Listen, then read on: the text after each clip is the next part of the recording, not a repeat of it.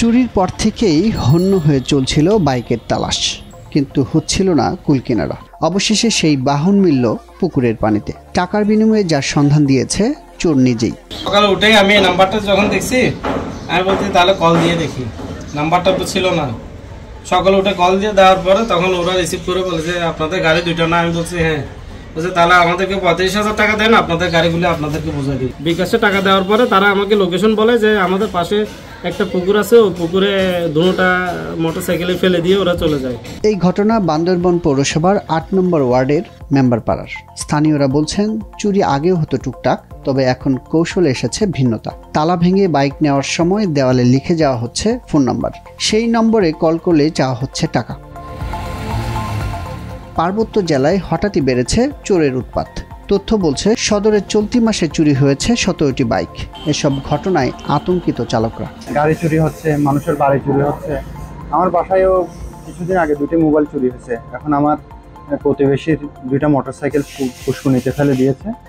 এগুলো আসলে আমরা প্রতিকার চাই এগুলোর কাছে। আসলে বান্দরবনে ইদানিং শোনা যাচ্ছে বিভিন্ন চুরিদারি হচ্ছে, বিশেষ করে মোটরসাইকেল চুরি হচ্ছে এবং ওরা নেম প্লেট নাম্বার দিয়ে যাচ্ছে। এত বড় দুঃসাহস দেওয়া হচ্ছে। আসলে পুলিশ যদি সক্রিয় হইতো, আমার মনে হয় এই চুরি ডাকাতি সব বন্ধ হয়ে যেত।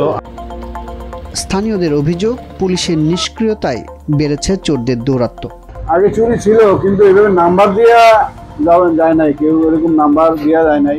আগে হয়েছে টুকিটাকি হয়েছে, কিন্তু এইভাবে এখন 1 সপ্তাহ যাবত যেভাবে হচ্ছে, এবার আগে এরকম ছিল না। রিসেন্টলিও শুনতেছি বেশ কিছু বাইক এখান থেকে চুরি হচ্ছে, পুকুরের ভিতর পাওয়া যাচ্ছে। এই ব্যাপারে আসলে বান্দরবানের সংশ্লিষ্ট সকলের নজরদারি বৃদ্ধি করা প্রয়োজন বলে আমি মনে করছি। আমরা মোটরসাইকেল চালাই, বিভিন্ন কাজে কর্মে বিভিন্ন জায়গায় যেতে হয়, কাজে মোটরসাইকেল চালিয়ে আর আমরা নিরাপত্তাহীনতায় ভুগছি। আমরা আমাদের গাড়ি রেখে কোথাও গেলে মানসিকভাবে চাপের মধ্যে থাকি।